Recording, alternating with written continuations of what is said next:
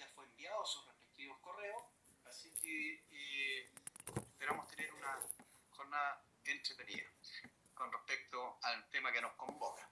Y más detalles e instrucción ahí que con respecto al desarrollo de la operación, del trabajo del día de hoy, se lo dejamos ahí a nuestra profesora, en lo que dice relación al contacto y a los breaks que vamos a tener, ¿ya? Adelante, señora Karina. Hola, buenas tardes. ¿Se escucha bien? Súper bien, profe. Ya, perfecto. Buenas tardes a todos los colegas. Espero que estas 3 horitas que vamos a estar acá aprendiendo, tanto ustedes como yo también, porque yo también aprendo de mis colegas. Espero que sea productiva y que aporte bastante a lo que ustedes ya tienen como conocimiento. Agradecer a Juan Francisco por la presentación y estamos ya en condiciones entonces de comenzar este taller de 14D3. Buenas tardes. Buenas tardes a todos. Voy a partir compartiendo un esquema que tengo para poder explicar en forma general los regímenes vigentes a partir del año comercial 2020. Generalmente yo me refiero a los años comerciales, ¿ya? Es como más fácil para mí referirme al año comercial que al año tributario. Pero en algunos momentos quizás tengamos que hablar de año tributario, pero cuando me refiero al ejercicio, estoy hablando del año comercial.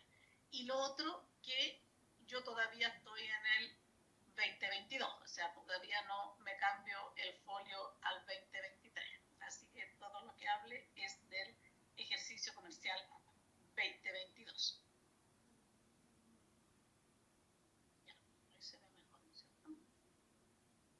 A modo de introducción, vamos a comenzar recordando que a la fecha y a partir del 1 de enero del 2020, nosotros contamos con 4 regímenes de tributación.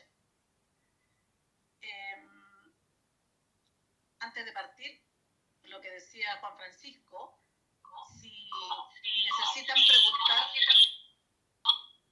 necesitan preguntar algo, no importa que me interrumpan en el momento, ¿ya? Deshabilitan o habilitan el micrófono y hacen la consulta, o si quieren aportar algo también, no necesariamente una consulta, no hay problema. Eso. Ya. Retomando entonces, tenemos 4 regímenes vigentes a partir del 1 de enero del 2020. Estos son el renta régimen general, también conocido como el 14 letra A, artículo 14 letra A de la ley de la renta. Tenemos el PROPYME simplificado, el D3, también conocido como D3, que es un régimen que es renta efectiva. O sea, puede llevar contabilidad completa o contabilidad simplificada, pero renta efectiva. Y se va a diferenciar del régimen general 14A de acuerdo a los varios conceptos o criterios que tenemos en este gráfico para poder diferenciarlo entre los distintos regímenes. Acá yo les pongo unos criterios y los vamos a diferenciar. Y el PROPYME transparente también es de renta efectiva, pero acá no se le obliga a llevar contabilidad completa. Al PROPYME general, que es el D3, tampoco se le obliga a llevar contabilidad completa.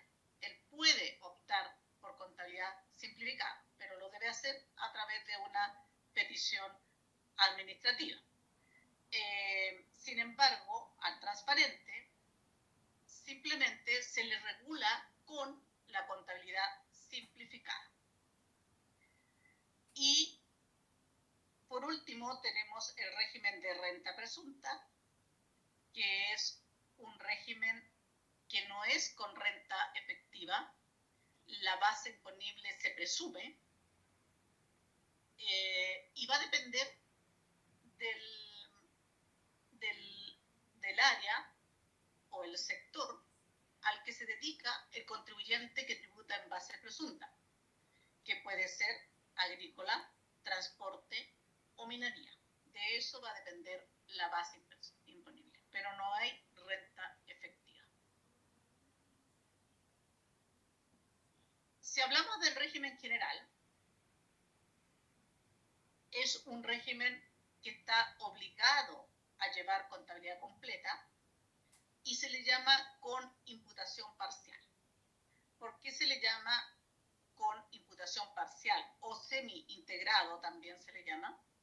Dado que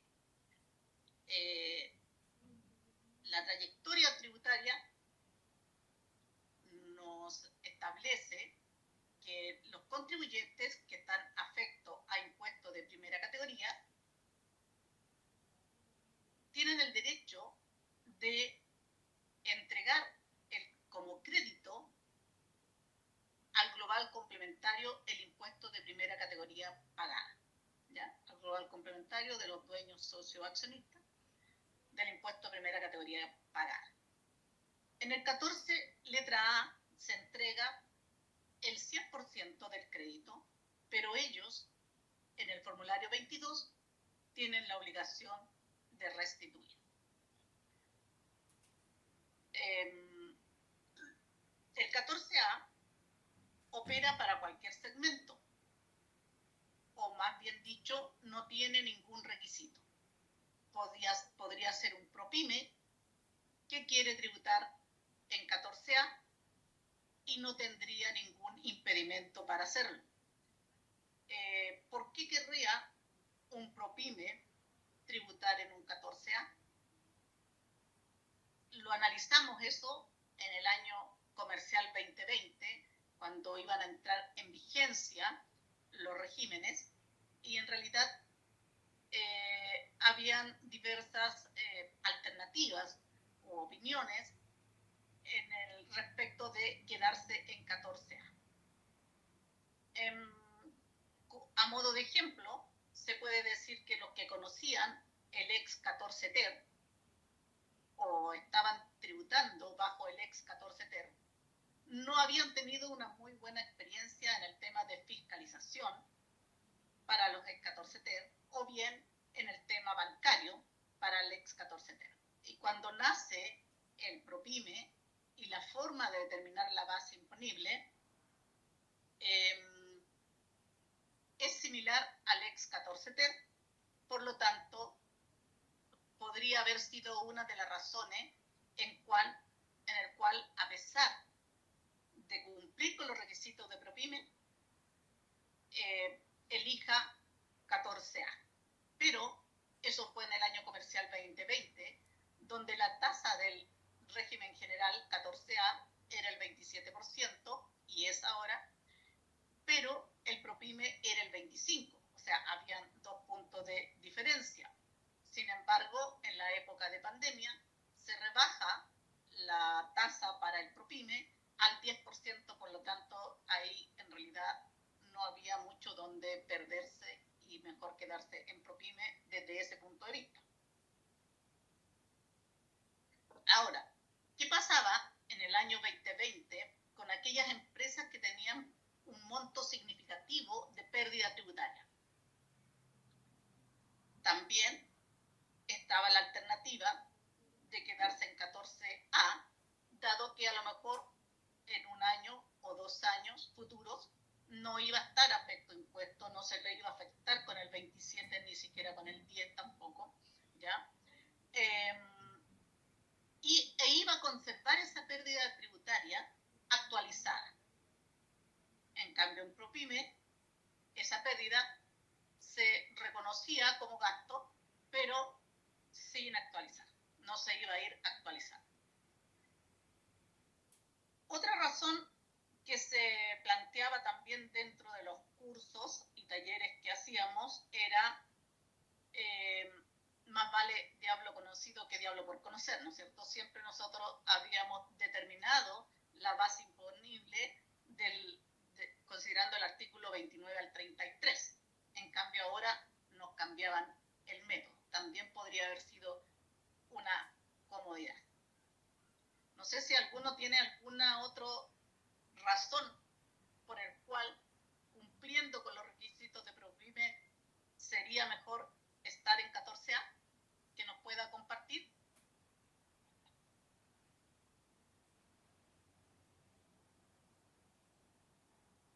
Ya. Entonces, seguimos con el 14A, que no tiene requisito, por lo tanto cualquiera puede estar en 14A. No tiene ingresos mínimos, tampoco importa el capital efectivo, y si yo opto por migrar al 14A, debo avisar entre el 1 de enero y el 30 de abril. Y si inicio actividades, al momento de inicio de actividades. La estructura jurídica no va a importar para el 14A. Puede estar formado, puede ser una SA, formado por personas jurídicas, personas naturales, no hay requisito.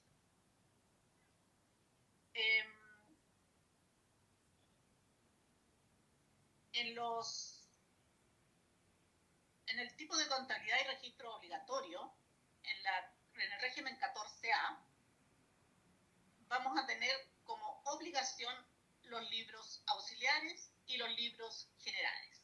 Y además, dentro de los registros de rentas empresariales, debemos controlar el RAI, las rentas afectas a impuestos, el DEDAN, la diferencia entre la depreciación acelerada y normal, ambas tributarias, el REX, rentas exentas e ingresos no renta. Esos son los registros. Y luego tenemos el SAC, que es el control de crédito. Y la norma establece que el 14A puede eximirse de llevar registro, o sea, el RAI, el DEDAN y el REX, pero nunca el SAC. ¿Y en qué casos podría eximirse cuando no tenga REX?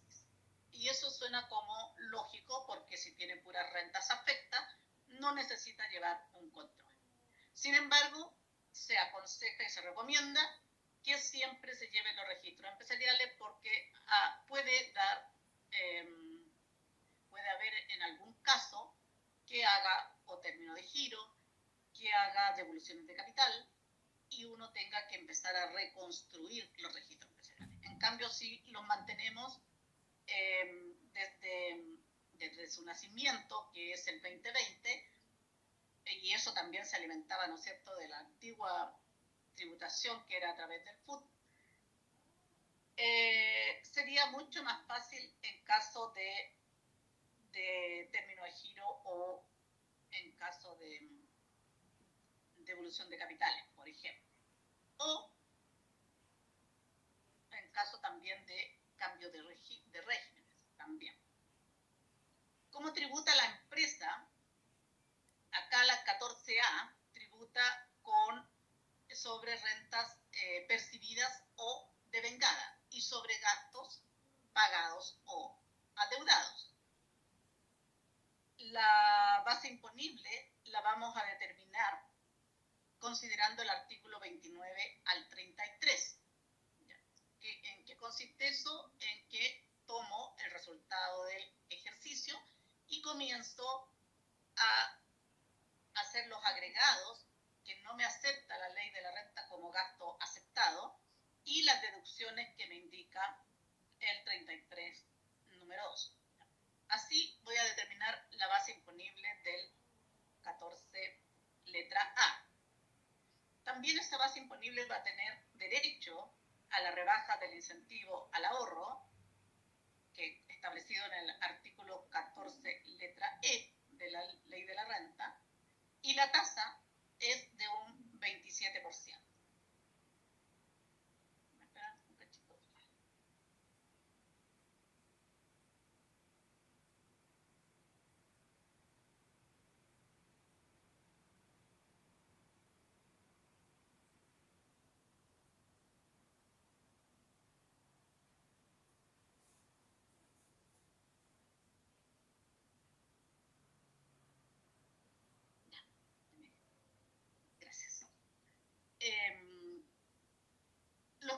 créditos que van contra el impuesto de primera categoría son los créditos del activo fijo, los créditos que vengan de otras sociedades de impuesto de primera categoría, el crédito por ingreso diferido. ¿Cuándo se va a dar este ingreso diferido? Cuando haya estado a lo mejor en un ex 14 ter y tenga un ingreso diferido, o también cuando venga de un 14 de 8. 14 de 8 también debe calcular un ingreso diferido, y si después se cambia al 14A, ahí tiene que agregar a la base la cuota del ingreso diferido. ¿Ya? Y crédito por donaciones. Tributación de los socios afecto a impuesto global complementario o impuesto adicional con derecho a crédito, pero deben restituir el 35%. Y tributan en base a retiro. Solo si retiran, tributan el 100% del crédito, pero los dueños restituyen el 35%. Ese sería, a grandes rasgos, el 14 letra A. Me gustaría también poder mostrar cómo es la restitución, ¿ya? Porque uno dice, en teoría dice que entrego el 100% y debo restituir el 35%. ¿Y cómo se manifiesta eso? En el formulario 22.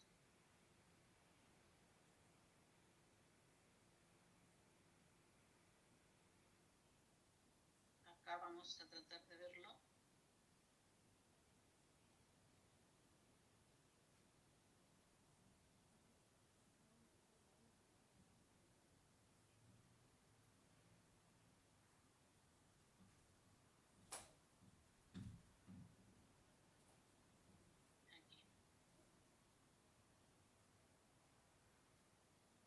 Formulario 22, aquí está en pantalla. ¿Cómo se manifiesta eso? En la declaración jurada que nosotros hacemos de retiro, informamos el 100% de crédito.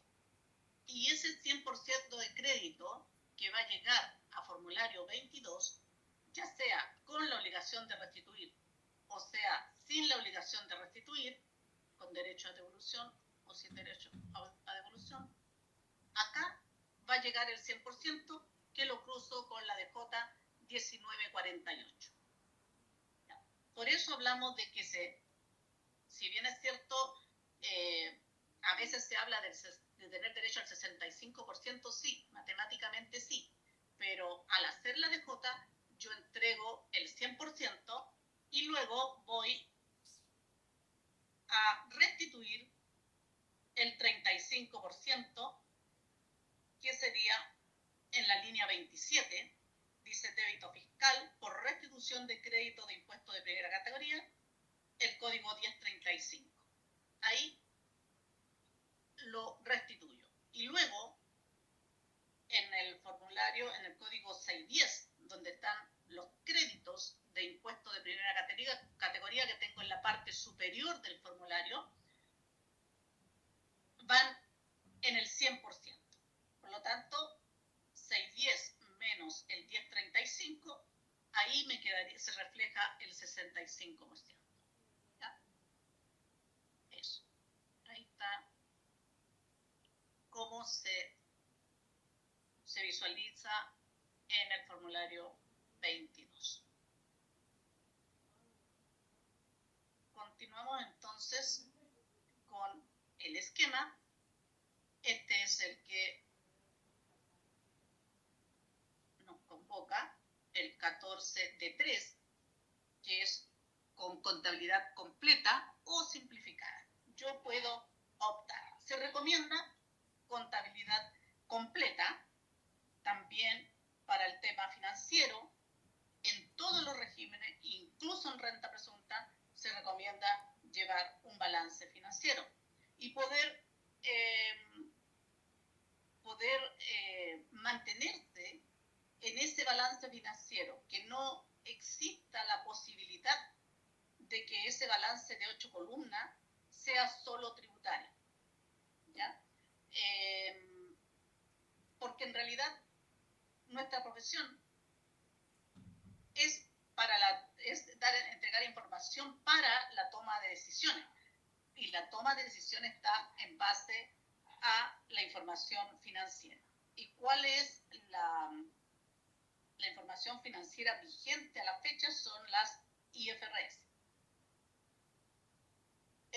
Si hablamos del PYME general, que se le llama, o 14 de 3 también se le conoce, es un régimen de tributación en base a contabilidad completo simplificada, y la imputación es total del crédito. O sea, aquí en la 1948 voy a informar el 100%, pero no voy a tener que restituir el 35% a nivel de dueños, socios o accionistas. El segmento acá sí que es solo para la micro, pequeña y mediana empresa. Y aquí nos pone ciertos límites, que el promedio de los ingresos en los últimos 3 años no puede exceder las 75.000 UF.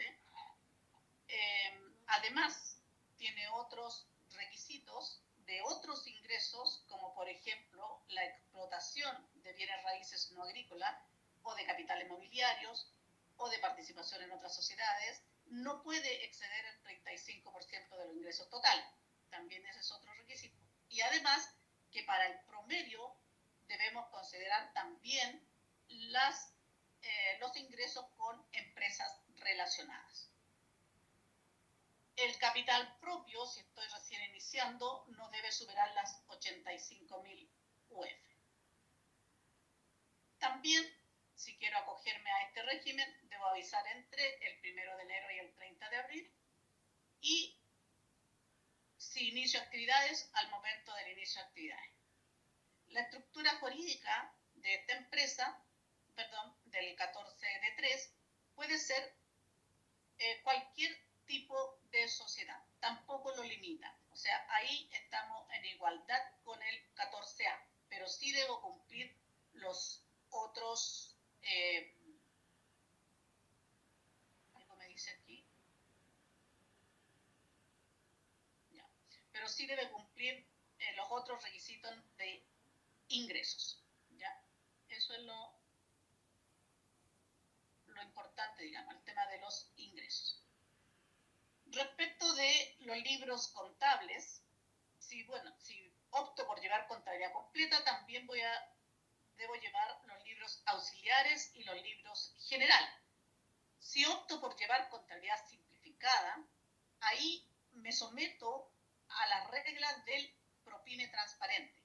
Y el ProPyme transparente, en este caso, está obligado a llevar un libro de caja diario. Respecto de los registros de rentas empresariales, en este caso, lo que no va a llevar este régimen es el registro de edad, que es la diferencia entre la depreciación acelerada y normal. Y eso es lógico porque el activo que compra tributariamente lo acepta como gasto, ¿ya? Todo como gasto. Es una depreciación instantánea siempre y cuando esté pagado. ¿Cómo voy a determinar la base imponible? Si va a estar afecta al impuesto de primera categoría, al igual que el 14A, se va a diferenciar también en la tasa y en la forma de determinar la base imponible. ¿Cómo determino la base imponible? Dice sobre ingresos percibidos y gastos pagados, a diferencia del 14A, que era sobre rentas percibidas o devengadas, y sobre gastos pagados o adeudados. ¿Alguna pregunta? ¿No? Ya.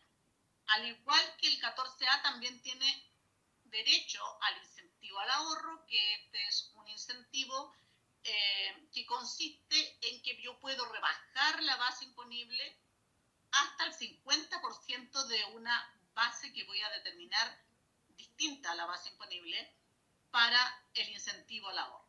Esa base para el incentivo al ahorro la voy a calcular tomando la base imponible predeterminada, deduzco los gastos rechazados del inciso segundo, deduzco aquellos gastos rechazados del inciso primero, ambos del artículo 21, pero que no se afecten con el 40%, y deduzco los retiros.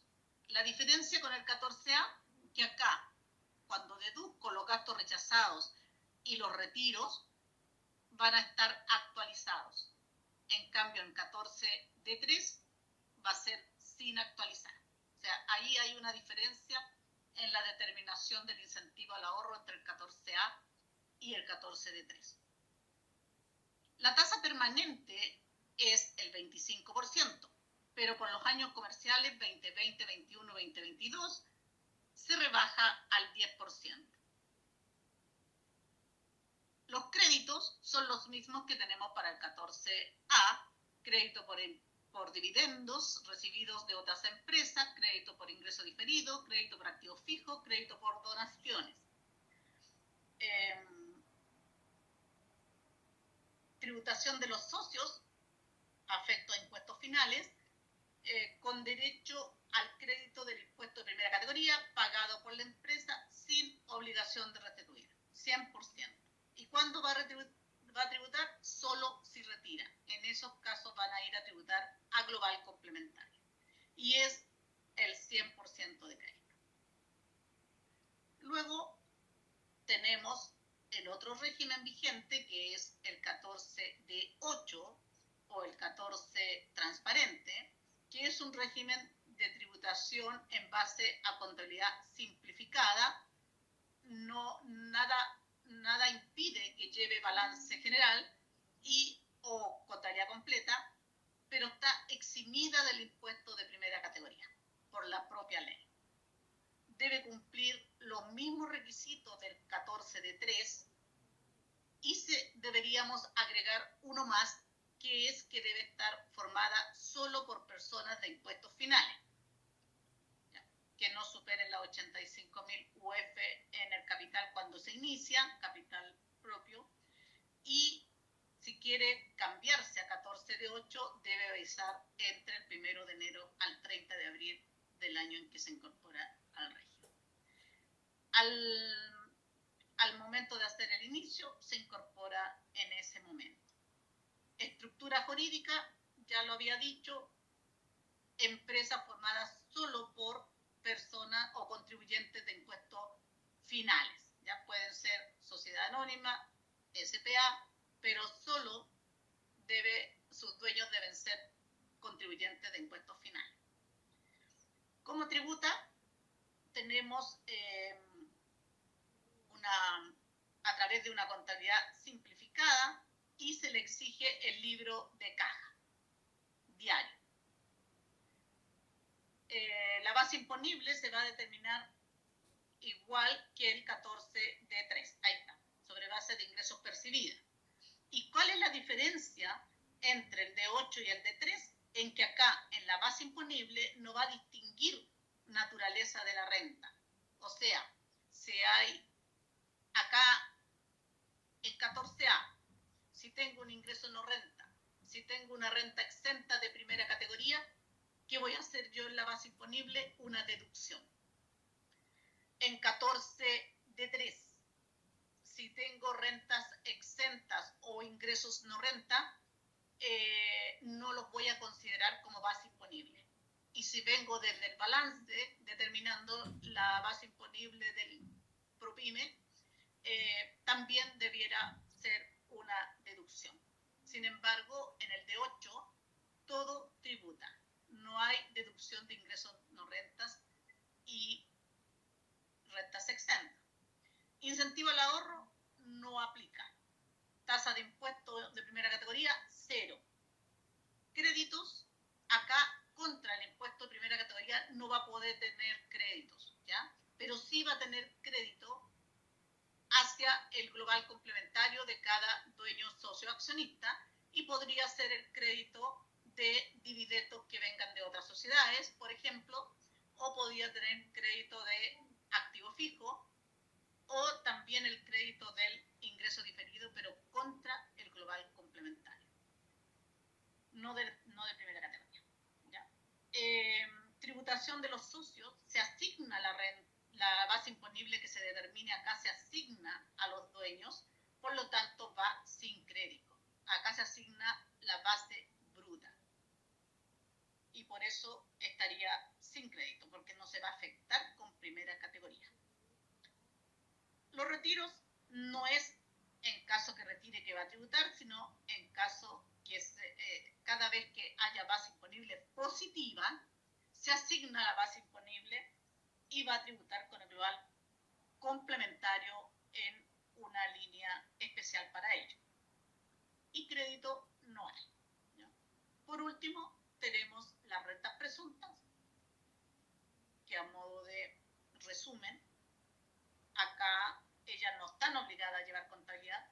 Insisto, se recomienda que, aunque sea renta presunta, siempre se le lleve un balance, sirve para el tema financiero, para los bancos o también para la toma de decisiones,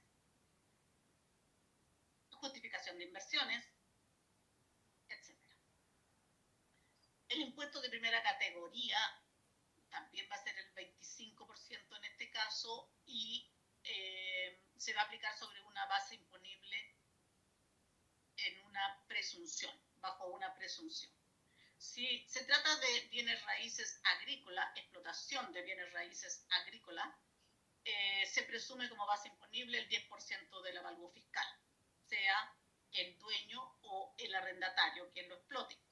Si se trata del transporte, se presume como base imponible el 10% del valor corriente en plaza. Sobre esos valores se aplica la tasa del 25%. Y si se trata de la minería, ahí hay un porcentaje por ventas. Rebaja a la base de impuesto de primera categoría no aplica porque es una presunción, no admite ninguna rebaja. La tasa es el 25%. Créditos, si es del sector agrícola, va a tener el crédito por contribuciones de bienes raíces y va a tener derecho al crédito por impuesto de primera categoría en global complementario. ¿Ya? En estos casos, en el presunta y en el D8, la empresa tributa en el mismo ejercicio que tributan los dueños. ¿Ya? Y en el tema de los retiros, la totalidad de la base imponible se va a asignar a los dueños, a su global complementario, en el porcentaje que tenga participación en las utilidades. Si no existe ese porcentaje, por lo general es el mismo que es la participación en el capital. Pero si no está